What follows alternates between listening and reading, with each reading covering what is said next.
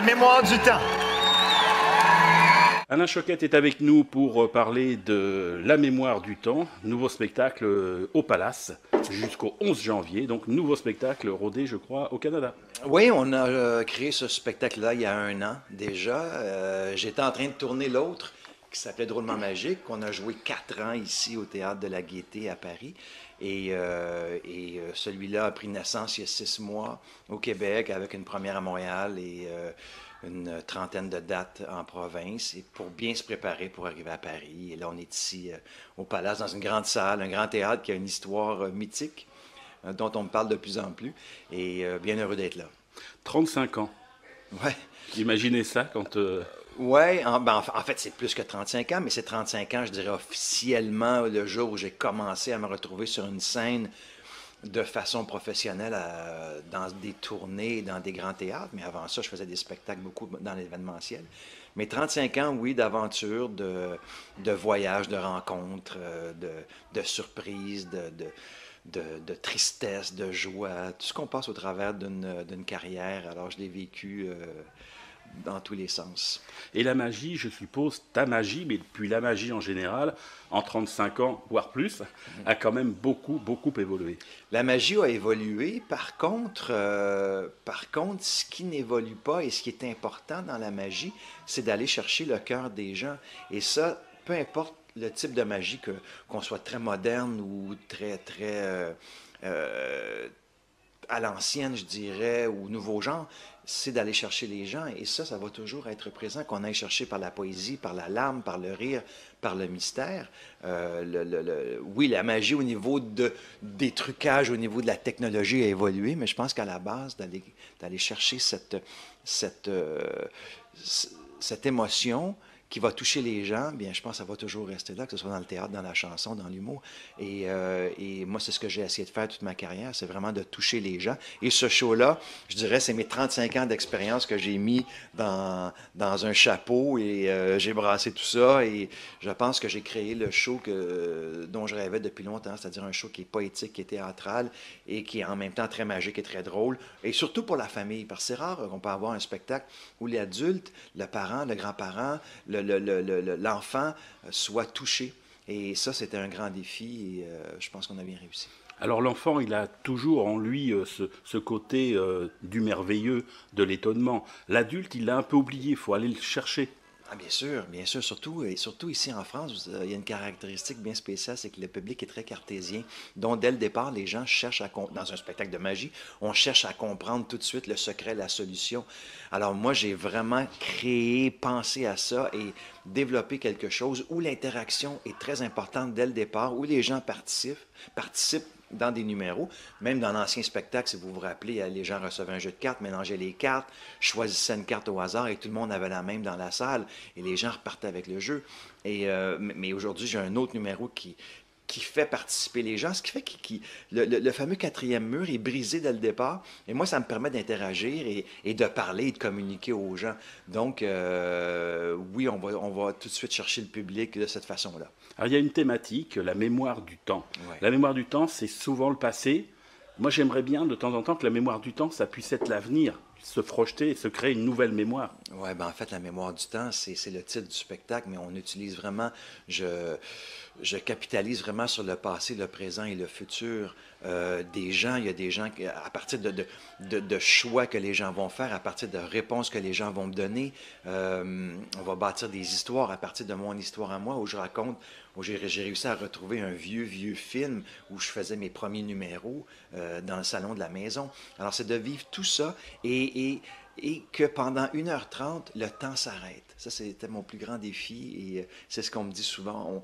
On ne voit pas le temps passer, on a l'impression que tout s'est arrêté et c'est un rêve de tout le monde d'arrêter le temps, d'arrêter de vieillir. Moi, je me tiens en forme, je fais du sport, j'ai envie que le temps s'arrête. Malheureusement, c'est impossible. Mais le spectacle fait ça. On passe 1h30 ensemble et le temps n'existe plus. L'imaginaire est sans limite. L'imaginaire, c'est nous qui bâtissons nos propres limites. Moi, je vais toujours le plus loin possible dans mes idées, dans ma création. Malheureusement, il y a toujours un budget qui fait en sorte que nos idées ne vont pas toujours où on voudrait.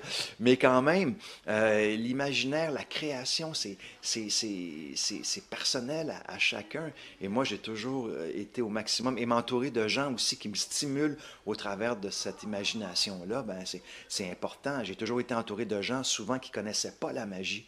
Des gens de théâtre, des gens d'humour.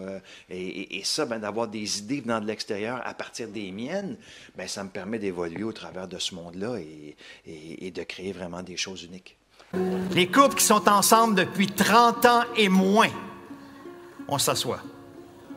52! J'ai besoin... Venez-vous avec moi. Wow! Donc, 52 ans de mariage. Moi, je vous le dis, je suis fasciné par les couples qui durent ensemble aussi longtemps. Il n'y a pas un petit nom affectueux que vous pourriez lui donner si vous n'aviez un? Ben si, affectueusement, je vais dire chérie. Chérie. OK, parfait. Alors, dans les spectacles de magie, je constate que les magiciens reviennent un peu... alors, reste bien sûr des gens comme Copperfield qui font des grandes illusions, mais qui font aussi des choses beaucoup plus confidentielles, beaucoup plus minimalistes dans leur spectacle. Et c'est ce que j'avais constaté dans ton premier spectacle. Il y avait des choses grandioses, et puis il y avait des petites choses minimalistes, mais qui étaient d'une poésie exceptionnelle. Ben, j'ai une histoire là-dessus. Vous savez, Copperfield a acheté un de mes tours qui était de faire disparaître 12 personnes du public, choisi au hasard. Il l'a présenté pendant, je pense, une quinzaine d'années. Et je me rappelle, quand j'étais à Atlantic City dans un casino, les NBC, le réseau américain, avait créé une émission où eux choisissaient ce qu'ils considéraient les 10 meilleurs magiciens du monde. Et ils sont venus me voir à Atlantic City. Et malgré les numéros à grand déploiement que je faisais, la disparition des dos, je faisais un numéro en fantôme de l'opéra, je coupais un cheval en deux. Donc, c'était vraiment des gros numéros. Le numéro qu'ils ont choisi, c'est un numéro avec un fil, avec un texte, avec une musique où je brise un fil et que je le remets en une pièce. À l'époque, c'était sur un texte, au Québec, c'était sur un texte de Gilles Vigneault. On a fait une adaptation pour les Américains de ça, sur une musique de Je ne me quitte pas, chantée par Sting. Et c'était bien particulier. Et ce numéro-là leur a vraiment plu parce qu'il y avait cette émotion et cette poésie qu'on ne retrouvait pas dans d'autres numéros spectaculaires. Alors, j'étais bien surpris, mais en même temps, je comprenais leur choix. C'est sûr que j'aurais souhaité faire un plus gros numéro. De toute façon, ils m'ont repris l'année suivante et l'année suivante. Et j'avais fait disparaître à ce moment-là la princesse Stéphanie à Monaco. Alors, ça avait été bien... un beau résultat aussi. La construction de ce spectacle, parce qu'il faut renouveler des choses, ressortir d'anciennes choses, d'anciens tours, d'anciens trucs, de les réadapter, de les réinventer quelque part. C'est comme ça que ça s'est passé pour l'écriture de ce nouveau spectacle? Ben, en fait, j'aime pas dire réinventer des nouveaux trucs, mais je dirais peut-être réutiliser des anciennes méthodes. Parce que, bon, il n'y a pas 1 million de façons de faire dans la magie, comme il n'y a pas 1 million de façons d'écrire l'humour. Il y a des techniques, il y a des méthodes. Et bon, c'est certain que je suis allé rechercher certaines méthodes que j'ai déjà utilisées dans le passé, mais dans une totale façon complètement différente d'être présenté. J'ai eu un metteur en scène qui connaissait rien. C'est la première fois qu'on travaillait ensemble, un gars de théâtre qui connaissait rien dans la magie et qui m'a amené vraiment ailleurs dans ma création. Donc ça, c'était bien important. Je me suis entouré aussi d'un collaborateur au niveau de la magie.